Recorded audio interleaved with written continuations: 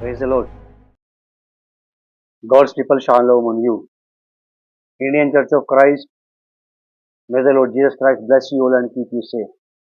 मसीह भारतीय कलीसिया को प्रभु यीशु मसीह के नाम में शांति और सुरक्षा निरंतर लगातार मिलती रहे। आप सब लोगों का प्रभु यीशु मसीह के नाम में ऑनलाइन संडे सर्विस में स्वागत है।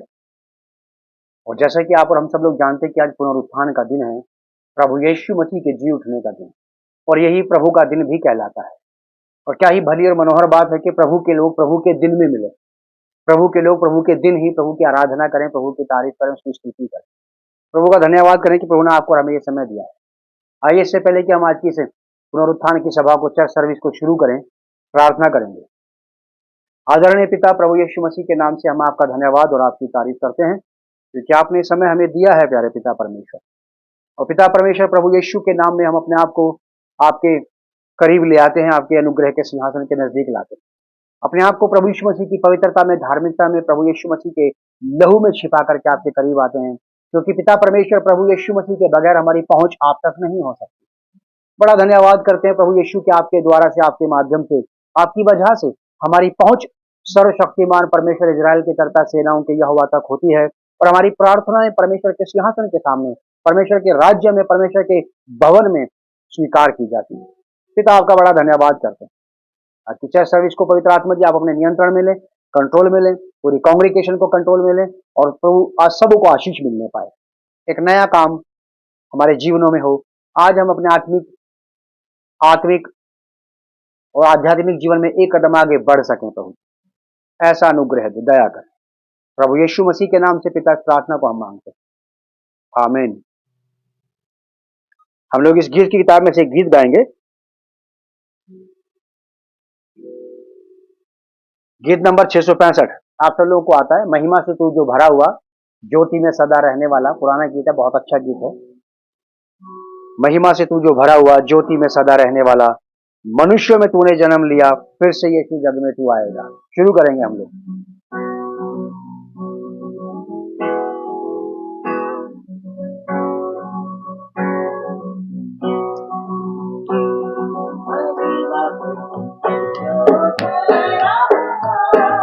ज्योति में सदा रहने वाला, मनुष्यों में तूने जन्म लिया, फिर से यीशु जग में तू आएगा, आएगा यीशु आएगा, फिर से यीशु जग में तू आएगा, मनुष्यों में तूने जन्म लिया, फिर से यीशु जग में तू आएगा।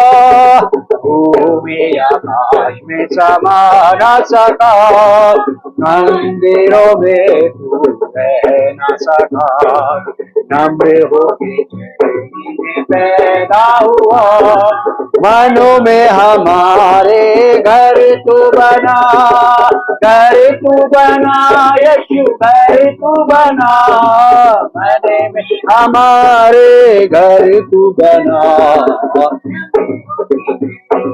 पैदा हुआ, मनों में हमारे घर तू बना, प्रेम में आकर तू ही बसा, लोगों को अपने अग्नि और बादल में तू ही दिखा, फिर से यीशु अपना जलवा दिखा, जलवा दिखा यीशु जलवा दिखा, फिर से यीशु अपना जलवा दिखा, और बादल में तू ही दिखा, फिर से यीशु अपना जलवा दिखा।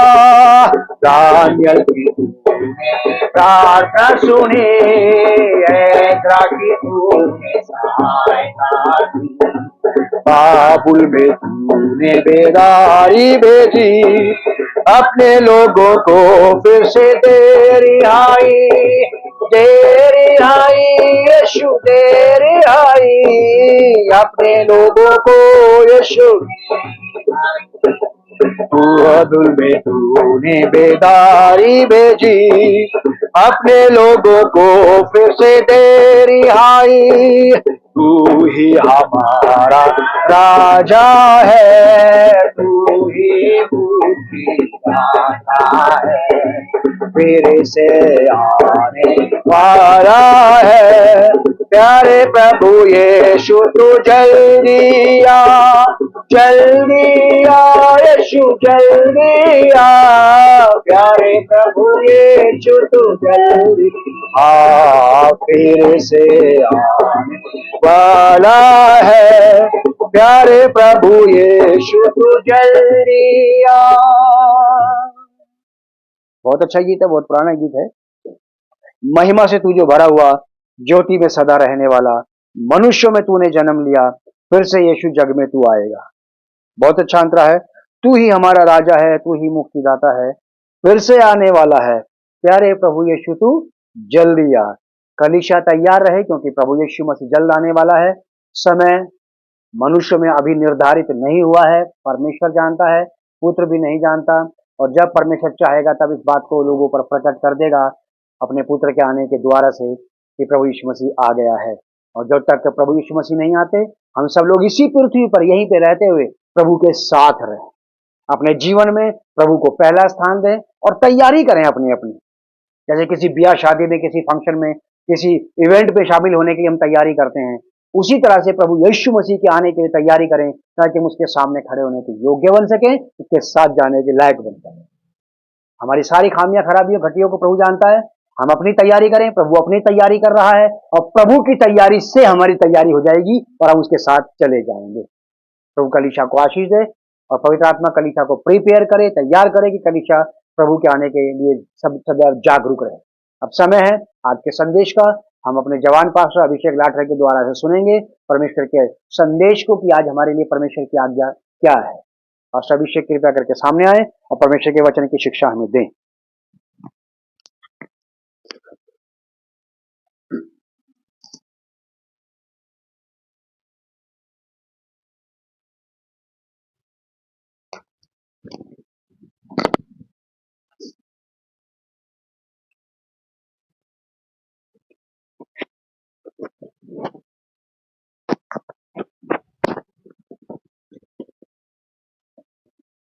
आप सभी को जय मसीह की।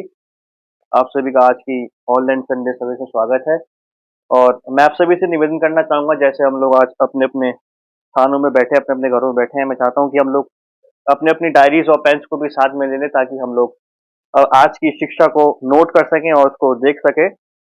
हम लोग अपने अपनी बाइबल्स में निकालेंगे इफिसियों की पत्री, उसका 2 अध्याय 1 से लेके 10वीं आयत तक हम पढ़ेंगे। इफिसियों की पत्री उसका 2 अध्याय 1 से लेके 10वीं आयत तक हम पढ़ेंगे, और ये आज की हमारी शिक्षा रहेगी। मैं आप सभी के सामने इसको पढ़ूंगा ताकि हम सभी को समझ में आ जाए। पौलुस यहाँ पे लिखते हैं, इसका जो शीर्षक है वो है मृत्यु से जीवन की ओर। उसने तुम्हें भी जिलाया जो अपने अपराधों और पापों के कारण मरे हुए थे, जिनमें तुम पहले इस संसार की रीति पर और आकाश के अधिकार के हाकिम अर्थात उस आत्मा के अनुसार चलते थे, जो अब भी आज्ञा ना मानने वालों में कार्य करता है। इनमें हम भी सब के सब पहले अपने शरीर की लालसाओं में दिन बिताते थे और शरीर और मन की इच्छाएं पूरी करते थे, और अन्य लोगों के सामने के समान स्वभाव ही से क्रोध की संतान थे। परंतु परमेश्वर ने, जो दया का धनी है, अपने उस बड़े प्रेम के कारण जिससे उसने हमसे प्रेम किया, जब हम अपराधों के कारण मरे हुए थे, तो हमें मसीह के साथ जिलाया। अनुग्रह ही से तुम्हारा उद्धार हुआ है, और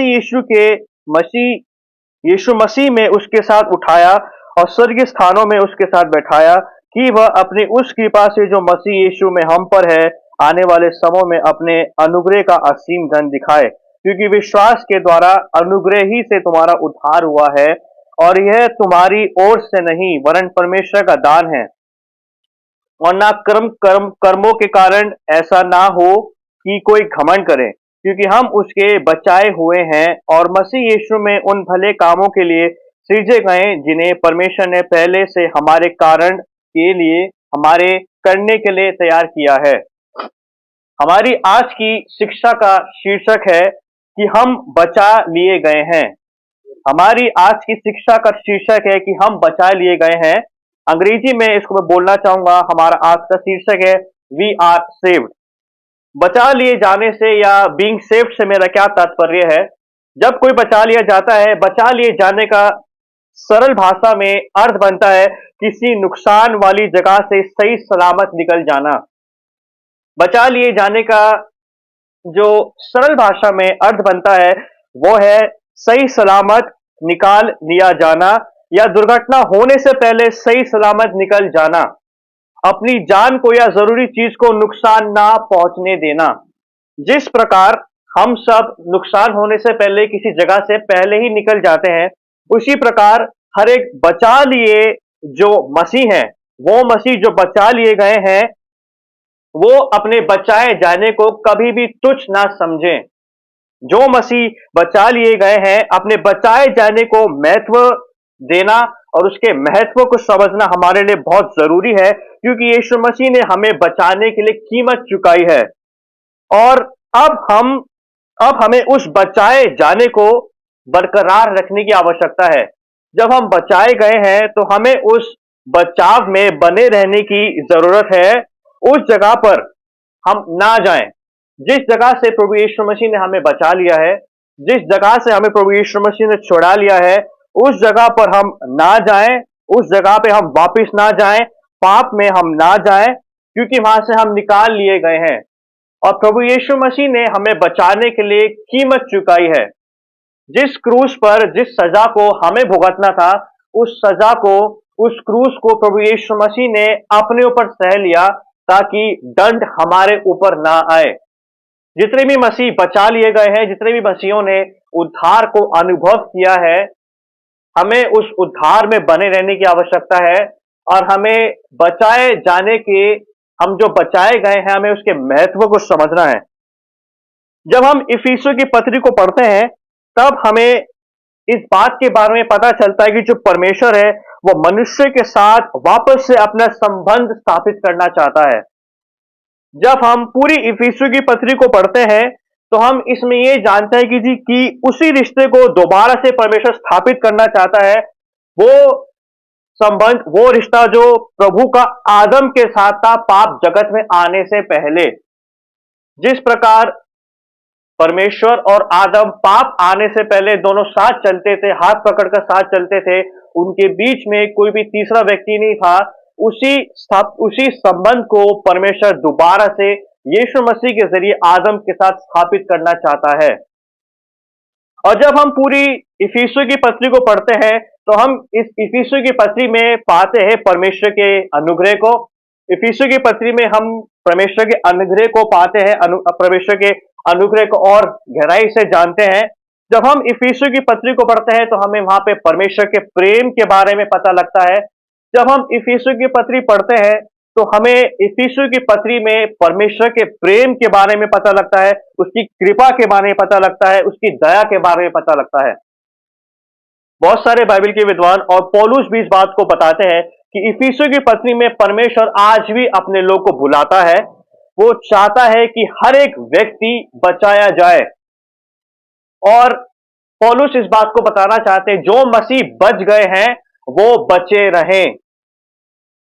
पौलुस इस बात को हमें बताना चाहता है इफिसियों की पत्री के द्वारा कि जो मसीह बचाए गए हैं वो दोबारा उस जगह पे ना जाएं जहां से इनको निकाल लिया गया है। बचाए जाने का दूसरा अर्थ बनता है डिलीवरेंस। डिलीवरेंस को हिंदी बोलते छुटकारा, किसी को निकाल लेना, किसी को संघर्ष में से निकाल लेना, किसी को दर्द या पीड़ा में से, किसी को बीमारी में से निकाल लेना।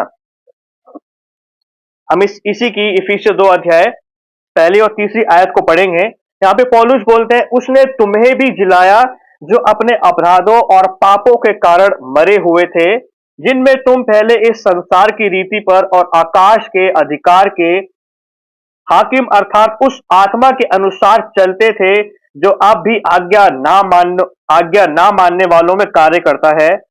इनमें हम भी सब के सब पहले अपने शरीर की लालसाओं में दिन बिताते थे और शरीर और मन की इच्छाएं पूरी करते थे और अन्य लोगों के समान स्वभाव ही से क्रोध की संतान थे। इन पहली 3 आयतों में पौलुस ये बताना चाहते हैं कि मसीह में आने से पहले की लोग की दशा क्या थी। इन पहली 3 आयतों में पौलुस हमें बताना चाहते हैं कि लोगों की मसीह में आने से पहले की दिशा क्या थी। जब लोगों ने या इफिसुस नगर के मसीहों ने जब प्रभु यीशु मसीह को स्वीकार नहीं किया था, तब उनकी हालत मुर्दों के समान थी। पौलुस यहाँ पे इफिसुस नगर की कलीसिया को लिखते हैं, और इफिसुस कलीसिया के नगर में अन्य जाति भी थे और यहूदी भी थे, जो अपने अपने जगह को छोड़कर जिन्होंने प्रभु यीशु मसीह को स्वीकार किया था। मसीह को प्राप्त करने से पहले परिस्थिति बिगड़ी हुई थी। पौलुस इन 3 आयतों में बताना चाहते हैं कि प्रभु यीशु मसीह में आने से पहले मसीहों की लोगों की परिस्थिति उलट पलट थी, जिंदगी वीरान थी, रेगिस्तान के समान थी। जिस प्रकार एक व्यक्ति रेगिस्तान में पानी को ढूंढता है अपनी प्यास बुझाने के लिए, उसी प्रकार लोग मसीह में आने से पहले जीवन को ढूंढ रहे थे, वो जिंदगी को ढूंढ रहे थे, क्योंकि मसीह को प्राप्त करने से पहले, मसीह में आ जाने से पहले उनकी जिंदगी वीरान पड़ी थी। उनकी जिंदगी रेगिस्तान के समान हो गई थी, जहां पे कोई आसपास पानी का कुंड नहीं होता है। पहली आयत में क्या बोलते हैं पौलुस? उसने तुम्हें भी जिलाया। यहां पे उसने का मतलब है प्रभु यीशु मसीह ने, और तुम्हें मतलब हम सब की बात हो रही है। कलीसिया में हर एक व्यक्ति की बात हो रही है। यहाँ पे किसी पासवान से, किसी अगुवे से बात नहीं हो रही है। यहाँ पे पौलुस सभी से बात करते हैं, और इसमें स्त्री पुरुष दोनों आते हैं। जिलाया, कहां से जिलाया? पौलुस बोलते हैं कहां से जिलाया? ये बात ऑब्वियस है कि पौलुस बोलते हैं कि मसीह ने हम सबको मुर्दों में से जिलाया। क्यों जिलाया? क्योंकि हम लोग जीवित नहीं थे। यहाँ पे शारीरिक मृत्यु की बात नहीं हो रही है। जब पौलुस बोलते हैं कि हम मरे हुए थे, यहाँ पे आत्मिक मृत्यु की बात हो रही है। जिलाए जाने का जो सही अर्थ बनता है यूनानी भाषा में, वो बनता है वापस से अपने होश में आना। जिलाए जाने का सही मतलब होता है वापस में आपकी ज्ञान इंद्रियां काम करने लगती हैं। आपके जो सेंसेस होते हैं, 6 सेंसेस होते हैं। आपने साइंस में पढ़ा होगा कि इंसानों के पास 6 सेंसेस होते हैं। पौलुस इस बात को बताना चाहते हैं कि जब प्रभु यीशु मसीह हमें जिला देता है, तो वापस से हमारा होश काम करने लगता है, हमारी ज्ञान इंद्रियां वापस से काम करने लगती हैं। जब पहले हम पाप में होते हैं, तो पाप क्या करता है? पाप हमारे होश को दबा के रखता है। पाप का जो कंट्रोल होता है, पाप का जो नियंत्रण होता है, वो हमारे दिमाग पे रहता है। पाप हमारे दिमाग को कंट्रोल करता है। हमारा दिमाग, हमारा होश, हमारा देह, मन, प्राण, आत्मा सब पाप की गुलामी में रहते हैं। लेकिन जब हम प्रभु यीशु मसीह को जानते हैं, जब प्रभु यीशु मसीह को हम प्राप्त करते हैं, तो सबसे पहली चीज क्या होती है कि प्रभु यीशु मसीह जब हमें जिलाता है, तब हमारा मन, हमारा दिमाग, हमारा होश वापस से पाप के कब्जे से बाहर आ जाता है।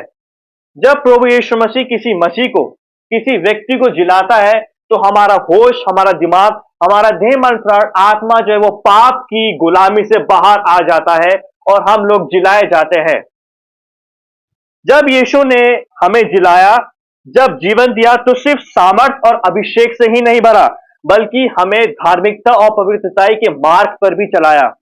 जब प्रभु यीशु मसीह किसी व्यक्ति को जिलाते हैं, तो उसे वो अपनी सामर्थ और अभिषेक से ही नहीं भरते, बल्कि उसको धर्मी साबित करते हैं और उसको पूरी तरह से पवित्र बना देते हैं। पौलुस इस बात को बताना चाहता है कि जो पाप है, ये जो पाप शब्द है, ये पाप हमारी सोचने समझने की शक्ति को खत्म कर देता है। पाप जो है हमारी समझने की शक्ति को खत्म कर देता है। अब हमें सही चीज गलत लगने लगती है और गलत चीज सही लगने लगती है। पाप जो है, पाप हमारे होश को दबा देता है। पाप हमारे दिल, दिमाग, विचार पर कब्जा करने लगता है। जो चीज सही होती है, जो चीज परमेश्वर की नजर में सही होती है, वो सही चीज हमें गलत लगने लगती है और गलत चीजें हमें सही लगने लगती हैं। जब पाप किसी व्यक्ति पर कब्जा करता है, तो हमें पासबान की बातें गलत लगने लगती हैं, हमें हमारे अगुओं की बातें गलत लगने लगती हैं, हमें हमारे माता पिता की बातें गलत लगने लगती हैं। और जो दोस्त गलत होते हैं, जो बातें गलत होती हैं, जो चीजें गलत होती हैं, वो सारी चीजें हमें सही लगने लगती हैं। पाप कभी भी हमें वापस होश में आने नहीं देता है। मरे हुए थे। पाप में आदमी को परमेश्वर की बातों का एहसास नहीं होता है। जब एक व्यक्ति पाप में होता है तो उसे पता ही नहीं होता कि परमेश्वर क्या है, परमेश्वर की बातें क्या है। आत्मिक तौर पर हम मरे हुए थे। जिस प्रकार शारीरिक मृत्यु में आत्मा शरीर से अलग हो जाती है, उसी प्रकार आत्मिक मृत्यु में इंसान, एक व्यक्ति परमेश्वर से अलग हो जाता है। जब पाप किसी के जीवन में आता है तो सबसे पहली चीज वो क्या करता है कि वो इंसान को, वो एक व्यक्ति को परमेश्वर से अलग कर देता है। पाप उस सोते से, उस सोर से अलग कर देता है जहां से जीवन जल की नदियां बहती हैं। इसी इसी मृत्यु को पौलुस बताते कि ये आत्मिक मृत्यु है। आत्मिक मृत्यु में जो जीवन होता है वो उद्धार के लिए भटकता रहता है। लोग उद्धार के लिए पैसे खर्च करते हैं, लोग उद्धार के लिए यातनाएं करते हैं। इफिसुस नगर की जो कलीसिया थी, वहां के जो लोग थे, यहूदी लोग, जो यहूदी में से निकल के आए थे, यहूदी कल्चर में से निकल के आए थे, वो यहूदी जिन्होंने प्रभु यीशु मसीह को स्वीकार किया था, और वो अन्य जाति जो प्रभु यीशु मसीह को स्वीकार करने के लिए आए थे, पौलुस बताते हैं कि यीशु मसीह में आने से पहले उनकी हालत क्या थी और प्रभु यीशु मसीह में आने के बाद उनकी हालत क्या है। पाप जो है वो हमारी जिंदगी को धीरे धीरे चूस लेता है, हमारी जिंदगी को वीरान कर देता है पाप। दूसरी आयत में क्या लिखा है, पौलुस क्या बोलते हैं, जिनमें तुम पहले इस संसार की रीति पर और आकाश के अधिकार के हाकिम अर्थात उस आत्मा के अनुसार चलते थे जो अब भी आज्ञा ना मानने वालों में कार्य करता है। हम भी यीशु मसीह में आने से पहले आज्ञा ना मानने वालों के समान थे। प्रभु यीशु मसीह में आने से पहले यहूदी और अन्य जाति और हम सब प्रभु मसीह में आने से पहले आज्ञा ना मानने वालों के समान थे। जब हम इस बात को पढ़ते हैं, जब ये शब्द हमारे सामने आता है, आज्ञा ना मानने वाले, अंग्रेजी में इसको बोला जाता है डिसोबीडियंट। पौलुस इस इफिसुस की पत्री को यूनानी भाषा में लिखते हैं और इसकी मूल भाषा में जो आज्ञा ना मानने वाले, जो डिसोबीडियंट शब्द है, आज्ञा ना मानने वाले का सही अर्थ बनता है वो व्यक्ति जो परमेश्वर की इच्छा को, उसकी बातों को तुच्छ जानता हो। आज्ञा ना मानने वाले का मतलब दूसरा अर्थ होता है वो व्यक्ति जो कभी प्रायश्चित नहीं करता। आज्ञा ना मानने वाले का अर्थ बनता है वो व्यक्ति जो पश्चाताप नहीं करता, जो पछताता नहीं है। आज्ञा ना मानने वाले का अर्थ बनता है वो व्यक्ति जो पश्चाताप तक, प्रायश्चित तक कभी पहुंचता ही नहीं है। आज्ञा ना मानने वालों के मन में ये बात चलती रहती कि मैं सही हूं, मैं गलत नहीं हूं। और पाप जो होता है वो गलती का एहसास नहीं करवाता है। गिल्टी कॉन्शियंस, आपके मन में गिल्टी नहीं होती कि मैंने कुछ गलत किया है। और इसका तीसरा जो अर्थ बनता है आज्ञा ना मानने वाले का मूल भाषा में, उसका अर्थ बनता है ढीठ, स्टबर्न, जिद, अड़ियलपन। कितना भी समझा लो, कितना भी बात कर लो, किसी को समझ नहीं आता है क्योंकि वो आज्ञा ना मानने वाले हैं। ये जो आत्मा है वो हमेशा, आज्ञा ना मानने वाली जो आत्मा है, ये आत्मा हमेशा प्रभु यीशु मसीह के विरोध में काम करती है। अगर हम मसीह में आने के बाद भी ऐसे हैं, अगर हम मसीह को प्राप्त करने के बाद भी आज्ञा ना मानने वालों के समान हैं, तो हमें समझना चाहिए कि हमारे अंदर कौन सा आत्मा काम कर रहा है। क्योंकि मसीह को प्राप्त करने के बाद भी कुछ मसीह बचाए नहीं जाते हैं, क्योंकि वो पूरी तरह से अपने आप को प्रभु यीशु मसीह के हाथ में नहीं सौंपते हैं। बहुत सारे मसीह ऐसे हैं जो बचाए जाते हैं और कुछ मसीह ऐसे हैं जो बपतिस्मा ले लेते हैं, उद्धार को प्राप्त कर लेते हैं, हमेशा कलीसिया में टाइम पर पहुंचते हैं, आराधना करते हैं हाथ उठा के, लेकिन वो फिर भी बचाए नहीं जाते हैं। क्यों नहीं बचाए जाते हैं? क्योंकि उन्होंने अभी भी अपने आप को प्रभु यीशु मसीह के हाथ में पूरा समर्पित नहीं किया है। जो प्रभु यीशु मसीह की आज्ञा को मानता है वही असली में बचाया गया मसीह है। क्योंकि बाइबल इस बात को बताती है कि परमेश्वर अपने नाम से अपने वचन को ज्यादा महत्व देता है। अगर हम प्रभु यीशु मसीह की आज्ञा को मानने लगेंगे, हमारे अंदर प्रभु यीशु मसीह का आत्मा बहुत तेजी से और बहुत ऊंचाई से बढ़ेगा। मसीह का आत्मा क्या है? मसीह का आत्मा वो आत्मा है जो आज्ञा मानता है। मसीह का आत्मा वो है जो अधीनता में रहता है। मसीह का आत्मा वो है जो ओबीडियंस में रहता है। और मसीह विरोधी आत्मा वो है जो परमेश्वर प्रभु यीशु मसीह के हमेशा विरोध में रहेगा। जो लोग मसीह में आने से पहले आज्ञा नहीं मानते हैं, उनके अंदर मसीह विरोधी आत्मा काम करता है। हम जो मसीह हैं, मसीह में आने के बाद, उद्धार प्राप्त करने के बाद, अगर हम आज भी आज्ञा ना मानने वालों के समान हैं, तो हमें समझना चाहिए, हमें समझने की आवश्यकता है कि हमारे अंदर मसीह का आत्मा नहीं है, हमारे अंदर मसीह विरोधी का आत्मा है, हमारे अंदर एंटी क्राइस्ट का आत्मा है। क्योंकि एंटी क्राइस्ट का आत्मा आज्ञा ना मानने वालों के अंदर काम करता है। और ये एंटी क्राइस्ट वाला आत्मा जो है आज भी कलीसिया के लोगों में, कुछ कुछ लोगों में काम करता है, और इसलिए आज कलीसिया में विभाजन पाया जाता है। ये बात पौलुस इफिसियों नगर के मसीह को समझाते हैं। तीसरी आयत में क्या लिखा है? इनमें हम भी सब के सब पहले अपने शरीर की लालसाओं में दिन बिताते थे और शरीर और मन की इच्छाएं पूरी करते थे, और अन्य लोगों के समान स्वभाव ही से क्रोध की संतान थे। मैं फिर से आपको बताना चाहता हूं, यहाँ पे जो पौलुस है वो यहूदी और अन्य जाति मसीहियों को बता रहे हैं जो उस समय इफिसियों में आया करते थे। और ये जो वचन है वो आज भी हमारे जीवन में काम करता है। ये वचन हमारे लिए भी है। मसीह में आने से पहले जो लोग थे वो अपने अपने मन के मालिक थे। मसीह में आने से पहले अपनी अपनी मनमानी करते थे। कोई उचित टाइम टेबल नहीं था। मसीह में आने से पहले उनके पास कोई उचित सूची नहीं थी। जब मर्जी सो के उठ रहे हैं, जब मर्जी घर से बाहर जा रहे हैं, जब जब मर्जी खा पी रहे हैं, जब मर्जी कहीं बाहर चले जा रहे हैं। मसीह में आने से पहले पौलुस बताता है कि जो जिंदगी होती है वो ट्रैक पे नहीं होती है। मसीह में आने से पहले हम जीवन अपनी मर्जी से बिताते हैं।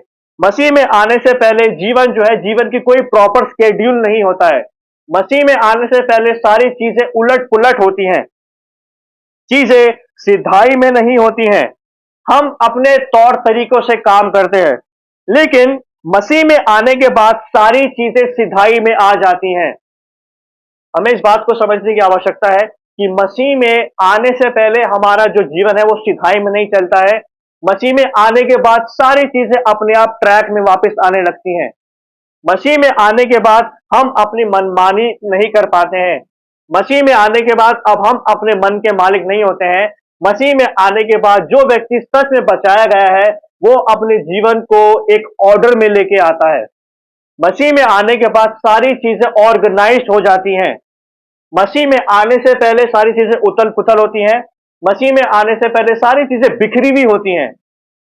बिखरी हुई चीजें कभी भी अच्छी नहीं लगती हैं। जो घर सजे में हो, जिन घरों में टेबल अपनी जगह हो, सोफा अपनी जगह हो, उस घर में जाना व्यक्ति पसंद करता है। और जिन घरों में चीजें उथल पुथल होती है, सोफा यहाँ पड़ा है, कपड़े यहाँ पड़े हैं, चीजें गंदी हैं, गंदे कपड़े हैं, उस घर में लोग जाना पसंद नहीं करते हैं। उसी प्रकार जिस जीवन में चीजें सिधाई में रहती हैं, उसी जीवन में परमेश्वर का आत्मा वास करना पसंद करता है। जिन जीवनों में चीजें लाइन पे रहती हैं, हमारा सोना उठना, जागना, खाना पीना, सब जो चीजें हमारे जीवन में टाइम पे रहती हैं, उनके जीवन में परमेश्वर का आत्मा तेजी से काम करता है। चौथी आयत को हम पढ़ेंगे, चौथी और सातवीं आयत तक हम पढ़ेंगे। पौलुस क्या बोलते हैं यहाँ पे? परंतु परमेश्वर ने जो दया का धनी है, अपने उस बड़े प्रेम के कारण जिससे उसने हमसे प्रेम किया है, जब हम अपराधों के कारण मरे हुए थे तो हमें मसीह के साथ जिलाया। ब्रैकेट में लिखा है, अनुग्रह ही से तुम्हारा उद्धार हुआ है। हमारा शीर्षक था कि हम बचाए गए हैं, बाय ग्रेस थ्रू फेथ। इसको लिख लेंगे हम। और मसीह यीशु में उसके साथ उठाया और स्वर्गीय स्थानों में उसके साथ बैठाया, कि वह अपनी उस कृपा से जो मसीह यीशु में हम पर है, आने वाले समय में अपने अनुग्रह का असीम धन दिखाए। पुराने नियम जब हम पढ़ते हैं बहुत सारे बाइबल के विद्वान, बहुत सारे बाइबल के जो स्कॉलर्स हैं इस बात को बताते हैं कि जो पुराने नियम में है, पुराने नियम में परमेश्वर दया और कृपा सिर्फ अपने लोगों को, जो इजरायली थे, जो यहूदी थे, उनको दिखाता है।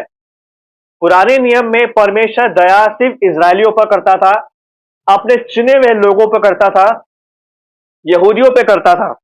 लेकिन जब हम नए नियम में आते हैं तो हम पाते हैं जो दया है वो सब मनुष्य जाति तक पहुंचाई गई है प्रभु यीशु मसीह के द्वारा। पुराने नियम में सिर्फ कुछ लोग थे जो परमेश्वर की दया को अनुभव कर सकते थे, लेकिन इस नए नियम में प्रभु यीशु मसीह के द्वारा अब सारे जाति के लोग, हर कुल गोत्र के लोग, हर भाषा के लोग इस दया को, इस परमेश्वर की दया को महसूस कर सकते हैं प्रभु यीशु मसीह के द्वारा। अब ये दया हम तक पहुंचाई गई है। अब हम इस दया में सब लोग मिलकर शामिल एक साथ हो सकते हैं। रोमियोस का 10 अध्याय 12 पद से लेके 13वीं आयत में ऐसे लिखा है, जो कोई प्रभु का नाम लेगा उद्धार पाएगा। अब नए नियम में हर एक व्यक्ति उद्धार पा सकता है, क्योंकि परमेश्वर ने अपनी दया को प्रभु यीशु मसीह के द्वारा हर एक व्यक्ति तक पहुंचाया है। सिर्फ एक जाति नहीं, एक कुल गोत्र नहीं, सबको परमेश्वर ने बराबर से दया पहुंचाई है प्रभु यीशु मसीह के द्वारा।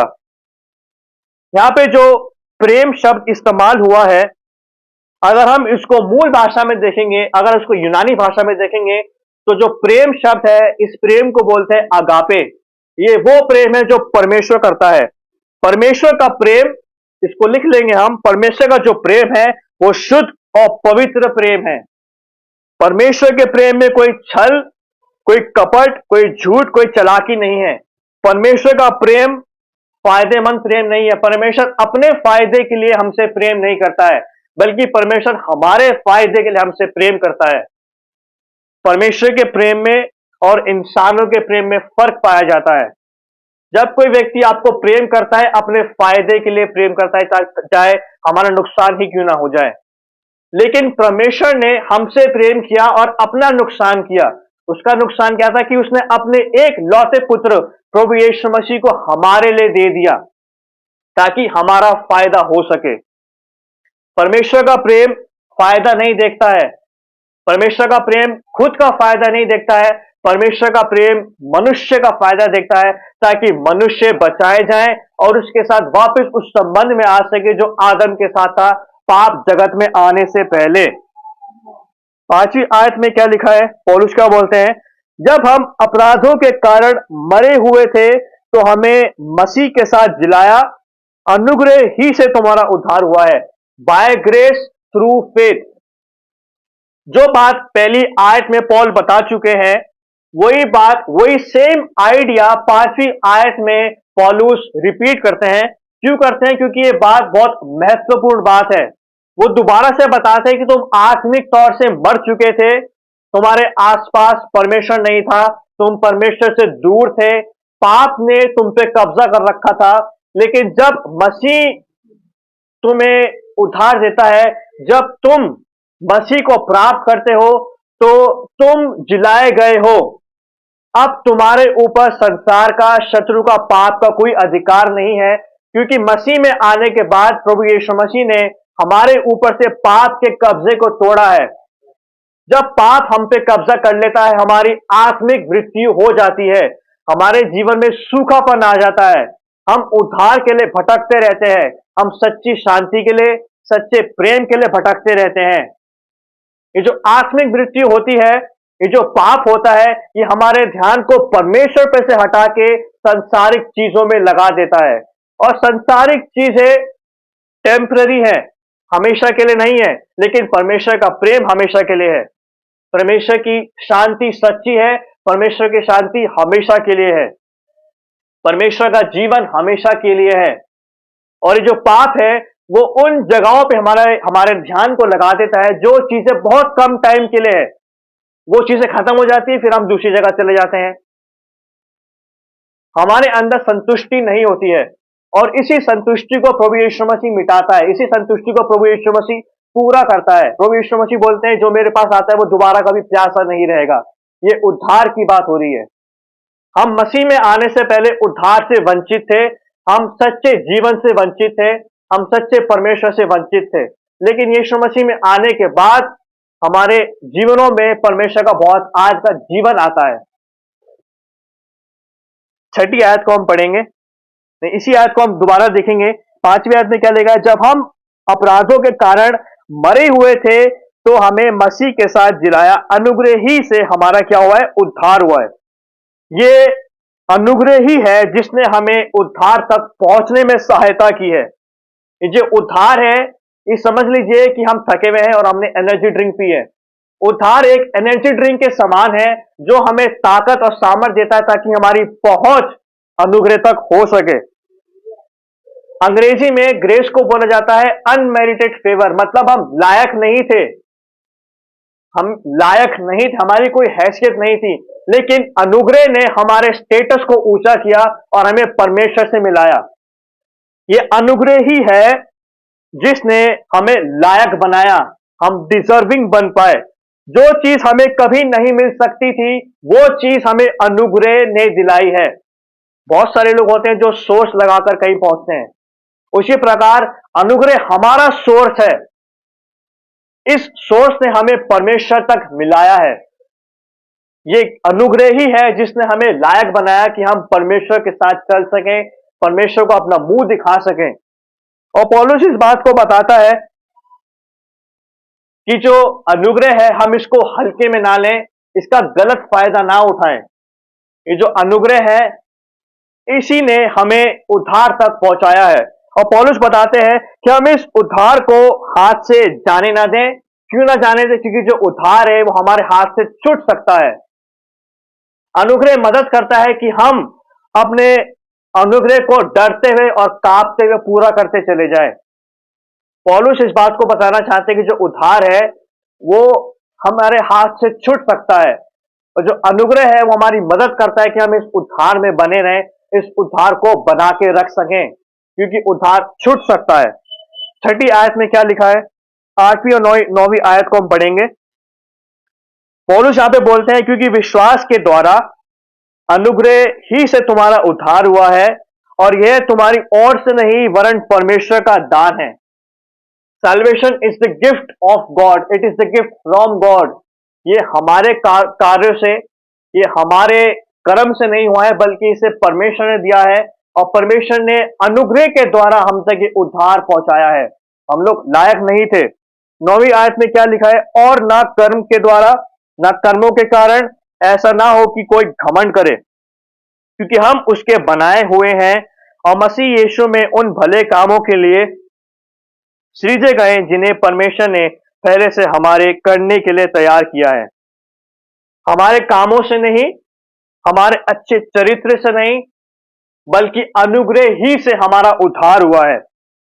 याद रखें, जो उद्धार हमें जो मिला है, ये उद्धार हमें बड़ी आसानी से मिला है, और इस उद्धार को बना के रखें। पौलुस क्या बोलता है कि ये जो अनुग्रह है वो परमेश्वर की ओर से मिला है, हमारे कार्य की वजह से नहीं मिला है, हमारे अच्छे चरित्र की वजह से हमें नहीं मिला है, हमारे कर्मों की वजह से नहीं मिला है। ये हमें प्रभु परमेश्वर की ओर से मिला है और उसका अनुग्रह हम पर हुआ है। हमें उद्धार पाने के लिए कोई काम नहीं करना पड़ा, हमें उद्धार पाने के लिए लंबी लंबी यात्राएं नहीं करनी पड़ी, किसी भी चीज का उच्चारण नहीं करना पड़ा, हमें उद्धार पाने के लिए पैसे खर्च करने नहीं पड़े। ये उद्धार हमें मुफ्त में मिला है, और जो चीज हमें आसानी से मिल जाती है उसे हम आसानी से संभाल कर नहीं रख पाते हैं। जो चीज हमें आसानी से मिल जाती है हम उस चीज का महत्व भूल जाते हैं। ये जो उद्धार है ये हमें बहुत आसानी से मिला है, और बहुत सारे मसीह जो हैं इस उद्धार के महत्व को नहीं समझते हैं। ये जो उद्धार है वो बहुत डेलिकेट और बहुत सेंसिटिव चीज है। ये उद्धार हो सकता है, इसलिए फिलिपियों में पौलुस ने कहा कि तुम अपने उद्धार के काम को डरते हुए और कांपते हुए पूरा करते चले जाओ, कि जो उद्धार है वो बहुत आसानी से मिला है, और इस उद्धार को बनाने के लिए आप हमें कीमत चुकाने की आवश्यकता है। जिस प्रकार उद्धार देने के लिए प्रभु यीशु मसीह ने कीमत चुकाई, उसी प्रकार उद्धार में बने रहने के लिए आप हमें कीमत चुकानी है। आप हमें बचे रहना है, आप उद्धार में बने रहने के लिए, अपने आप को सेव्ड बताने के लिए, अपने आप को बचाया हुआ बताने के लिए हमें उस जगह पे वापस नहीं जाना है जहां से परमेश्वर ने हमें निकाला है। वापस हमें उस आत्मिक मृत्यु में वापस नहीं जाना है जहां से प्रभु ने हमें जिला लिया है। इस उद्धार को बनाने की आवश्यकता है। जब हम पूरी तरह से बचाए गए तो पुरानी चीजों में क्यों जाना? जब हम जिलाए लिए गए हैं तो वापस उन पापों में क्यों जाना? जब हम बचाए लिए गए हैं तो वापस उन लोगों में, उन तौर तरीकों में, उन संस्कृतियों में क्यों जाना? जब हम पुरानी चीजों में जाते हैं तो जो ये उद्धार का जो गिफ्ट है, ये उद्धार का जो तोहफा है, हम इसको तुच्छ समझते हैं। जब हम वापस उन्हीं चीजों में जाते हैं, वापस उन्हीं पापों में जाते हैं, तो हम उद्धार को अपने जीवन से खो देते हैं। हम उद्धार को अपने जीवन से दूर कर देते हैं। लेकिन जितना हम प्रभु यीशु मसीह करीब जाते हैं, उतना ही उद्धार हमारे जीवन में मजबूत होता चला जाता है। 10वीं आयत में क्या लिखा है? क्योंकि हम उसके बनाए हुए हैं और मसीह यीशु में उन भले कामों के लिए सृजे गए जिन्हें परमेश्वर ने पहले से हमारे करने के लिए तैयार किया है। परमेश्वर ने हमें यीशु मसीह के द्वारा नया जीवन दिया है। हम नई सृष्टि बनाए गए हैं। पुरानी सृष्टि को हम पीछे छोड़ें और उसको हम मुड़कर ना देखें। प्रभु यीशु मसीह चाहता है कि अब हम नई सृष्टि बन गए हैं। जो पुरानी सृष्टि थी उसको पीछे छोड़ें, जो पुराना जीवन था उसको पीछे छोड़ें, ताकि हम आगे की बातों में ध्यान लगा सकें। पौलुस बताना चाहता है इफिसुस नगर की कलीसिया को कि तुम अपने बचाए जाने के महत्व को समझो, अपने बचाए जाने को तुच्छ ना समझो, क्योंकि जो पीछे छूट गया वो पीछे ही रहेगा, जो आगे है वो आगे ही रहेगा। हम लोग आगे बढ़ने के लिए बनाए गए हैं। हम लोग आगे बढ़ने के लिए सृजे गए, हम लोग पीछे जाने के लिए सृजे नहीं गए हैं। याद रखें, परमेश्वर प्रभु यीशु मसीह हमेशा आपको आगे देखना चाहता है और पाप आपको वही पीछे धकेलना चाहता है। जब हम एक बार पाप से जिलाए गए तो हम वापस पाप में ना जाए, क्योंकि हम अपना उद्धार खो सकते हैं। आइए हम लोग प्रार्थना करेंगे। परमेश्वर पिता, प्रभु यीशु मसीह नासरी के नाम से हम आपका धन्यवाद देना चाहते हैं कि ये जो वचन है प्रभु जी हमारे पास बहुत सिधाई से पहुंचा है। और पवित्र आत्मा जी हमारी मदद करें, जितने भी लोग हमें ऑनलाइन देख रहे हैं और जितने भी लोग प्रभु यीशु मसीह में ऑफलाइन देख रहे हैं, पवित्र आत्मा जी मदद करें कि हम अपने बचाए जाने के महत्व को समझ सकें। हम समझ सकें प्रभु जी जो कीमत आपने चुकाई है, और मदद करें प्रभु जी कि हम उद्धार में बने रहें और वापस प्रभु जी अपने पुराने जीवन में और पाप में ना जा सकें। प्रभु यीशु मसीह जो वचन का बीज आज बोया गया हमारे अंदर 30 गुना, 60 गुना, 100 गुना फल लेके आए, और प्रभु जी हम आपके वचन के मुताबिक बन सकें। जितने भी लोग प्रभु जी हमें ऑनलाइन देख रहे हैं, सभी को आप आशीष दे, उनके काम रोजगारों को ब्लेस करें, और ये वचन प्रभु यीशु मसीह हमारे अंदर काम करे प्रभु जी, और हम आपके वचन के मुताबिक बनते चलेंगे। धन्यवाद देते हैं यीशु मसीह, इस प्रार्थना को आपके नाम से मांग लेते हैं, आमीन। आप सभी को जय मसीह की। Praise the Lord.